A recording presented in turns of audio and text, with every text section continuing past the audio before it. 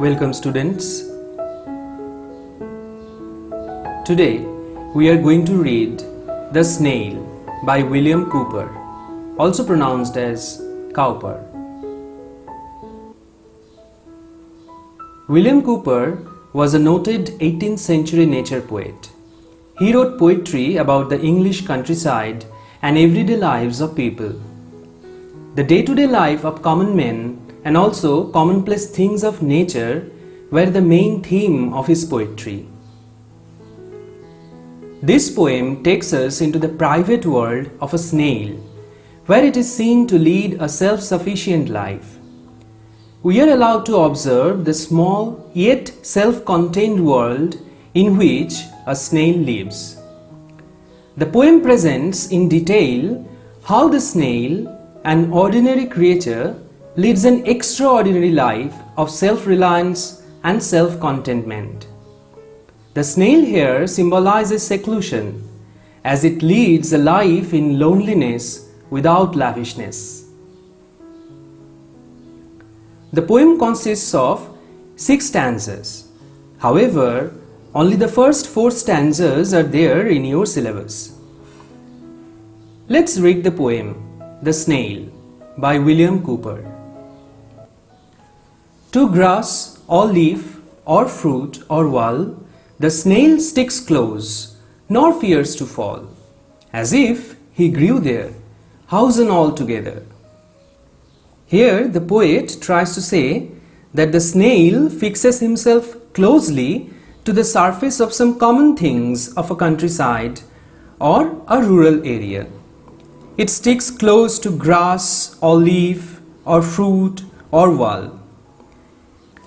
He has no fear to fall, because it seems he grew in those places and things with his house and all together. The poet says, as if he grew there, house and all together. Here, the house refers to the shell of the snail. The shell is but a part of the snail himself. It's not a separate thing. Hence, the poet says that the snail, together with his house, has grown up there, and so it has no fear to fall. Second stanza. Within that house, secure he hides, when danger imminent betides of storm or other harm besides of weather. The poet says that the snail feels safe and secured inside his house from the impending danger of storm or other harms. Whenever there is any danger, the snail hides in his house. That is, he withdraws himself in his shell, the hard shell. Here, the expression danger imminent in the second line of the second stanza means a danger that is likely to happen. In the third line, the poet says that the snail can be affected or disturbed either by natural calamities like storm or by other harm besides of weather. Here, other harm may refer to the cruel activities of human beings to disturb the snail. The snail is a very sensitive creature, so whenever he senses any danger, he hides within the hard shell that is referred to as his house. Hence the poet says, within that house secure he hides when danger imminent betides of storm or other harm besides of weather. Okay, let's now read the third stanza. Give but his horns the slightest touch. His self-collecting power is such, he shrinks into his house with much displeasure. In this stanza, the poet talks about the self-collecting power of the snail. The snail is gifted with a great self-collecting power. He shrinks into his shell at the slightest of touches given to his horns. The word but in the first line of this stanza means only. That is, only a touch to the snail's horns is enough to rouse its self-collecting power. And this capacity to collect his entire entity helps him withdraw himself into his shell at the mere touch given to his horns. So, what does the poet mean by the expression self-collecting power? Self-collecting power refers to the power that enables one to become strong and self-sufficient in the face of danger. If there is any trouble, the snail can immediately shrink into his house. It is possible because of his self-collecting power. He can collect his entire entity into his shell. Hence the poet says, "Give but his horns the slightest touch, his self-collecting power is such, he shrinks into his house with much displeasure." This suggests that the snail does not like even the slightest of touches. Hence, he enters his house with much displeasure. It seems as if the snail prefers to remain outside his house. But when he is forced to withdraw himself inside his shell, he feels displeasure. Still, his self-collecting power helps him hide in his secure shelter, that is, his shell, his house. Let's now read the fourth stanza. Wherever he dwells alone, except himself has chattels none, well satisfied to be his own whole treasure. That means, wherever the snail lives, he lives alone. This suggests self-sufficient nature of the snail. He doesn't need anybody. He can dwell alone. In this context, it must be noted that the poem, in fact, represents the life of the poet himself, who also preferred and lived a lonely life. In that sense, the poem typifies the life of the poet. In the second line of the fourth stanza, the poet says, "Except himself has chattels none." That means the snail doesn't have any personal belongings except himself. Chattels means personal belongings or personal possessions. The only treasure or wealth the snail has is he himself. He doesn't depend on anything for fulfillment. He is well contented and satisfied for being his whole treasure. In other words, his own self is enough to make him well satisfied. The snail does not need any material things or earthly connection. It is the self, it is his own entity that is important to the snail. This is how the snail lives a life in perfect peace, lives a life of self-sufficiency and self-reliance. These four stanzas are there in your syllabus. However, there are two more stanzas in the poem. Let us read those stanzas. Thus, hermit-like his life he leads, nor partner of his banquet needs, and if he meets one, only feeds the faster. In this fifth stanza, the poet says that the snail leads life like a hermit. He does not need any partner when he eats. And if he meets someone, he feeds or he eats the faster. And the sixth stanza, who seeks him must be worse than blind. He and his house are so combined, if finding it, he fails to find its master.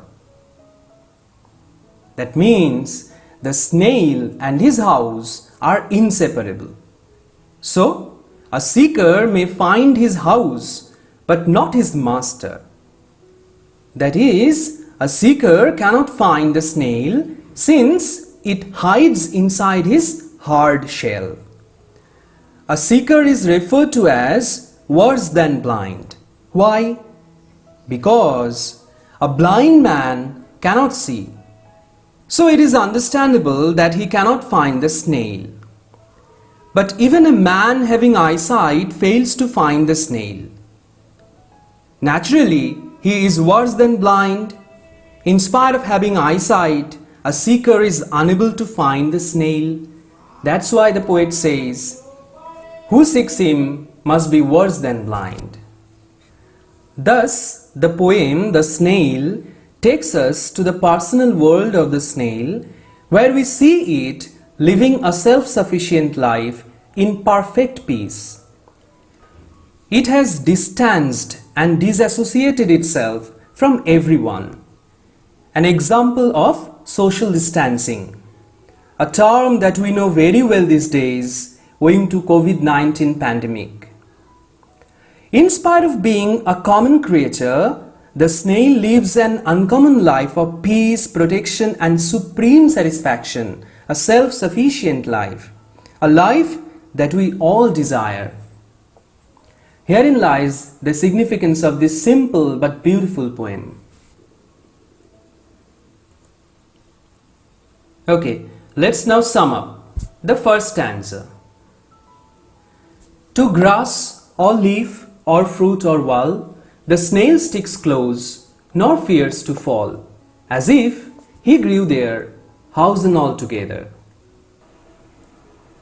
The snail fixes himself to common things such as grass, leaf, fruit or wall. The snail has no fear to fall. But why? It seems that the snail has grown up there with his house altogether. So what does the snail usually stick itself to? The snail usually sticks itself to grass or leaf or fruit or wall. Why does the snail have no fear to fall? It seems that the snail, along with his house, has grown up altogether, and he sticks himself so close that he has no fear to fall. Okay, let's now sum up the second stanza. Within that house, secure he hides, when danger imminent betides, of storm or other harm besides of weather. The snail is very secure in his house from any danger. Whenever any danger like storm or other harm is likely to happen, the snail hides in his shell, which is his secure shelter. So, where does the snail hide when there is any danger that is likely to strike him?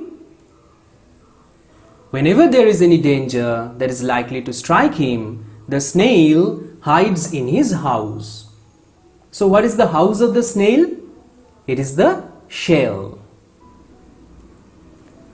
What kind of danger does the snail face? The snail faces the danger of storm and other harm besides of weather. Now the third stanza. Give but his horns the slightest touch, his self-collecting power is such, he shrinks into his house with much displeasure. The snail shrinks into his shell at the slightest of touches given to his horns. He has the capacity to collect his entire entity into his house, which is the shell. He is gifted with an extraordinary ability of self-control. With the help of his self-collecting power, the snail enters his shell with much displeasure. So, when does the snail withdraw himself into his house? The snail withdraws himself into his house when his horns are given the slightest touch. What is the snail gifted with? The snail is gifted with an extraordinary ability of self-control. Let's read the fourth stanza. Wherever he dwells alone, except himself has chattels none, well satisfied to be his own whole treasure. Wherever the snail lives, he lives alone. He has no personal belongings except himself. He is well satisfied with his own treasure, which is actually his own body, including the shell he lives in. So, with whom does the snail live? The snail lives with none but himself. What personal possessions does the snail have? The snail has no personal possessions except his own body, including the shell he lives in. What makes the snail well satisfied? To be his own whole treasure makes the snail well satisfied. Okay, let's now read the last two stanzas. Thus, hermit-like, his life he leads, nor partner of his banquet needs, and if he meets one, only feeds the faster. Who seeks him must be worse than blind.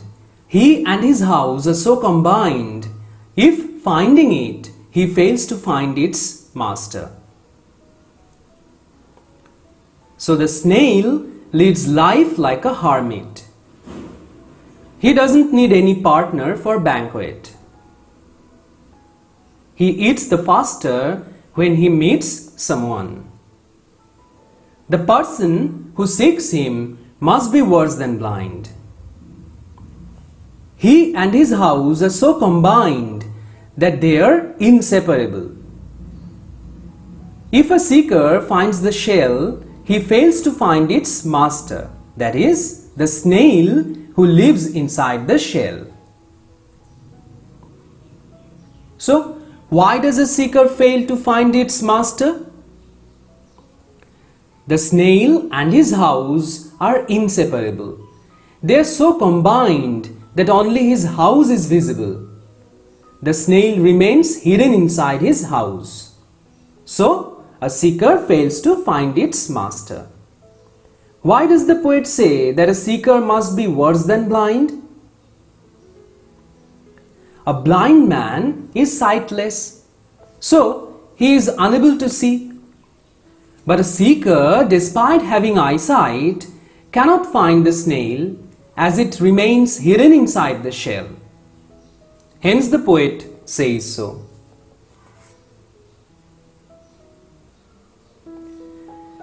Now a few questions. Answer the following questions in about 15 words. How does a snail stick to common things of the countryside? What does the snail stick to? What is the snail unafraid of? What makes the snail free from fear? What is meant by the house of the snail? When does the snail hide in his house?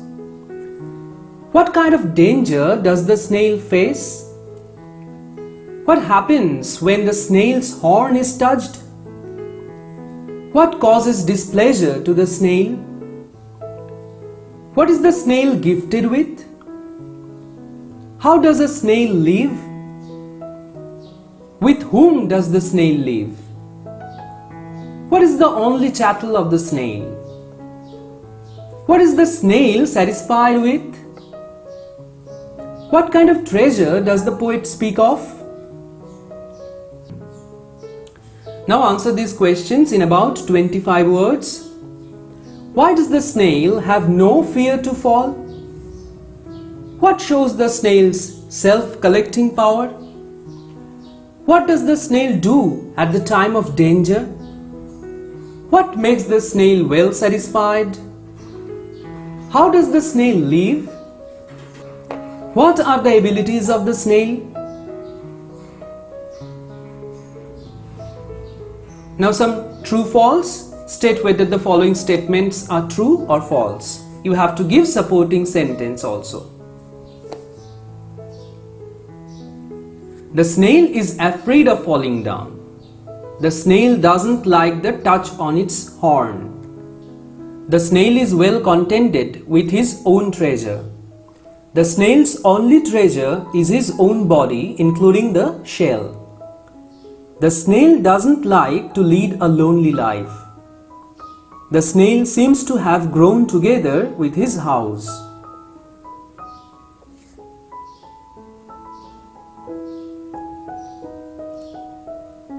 The worksheet is also given in the description box. Post your queries if any in the comment section of this video.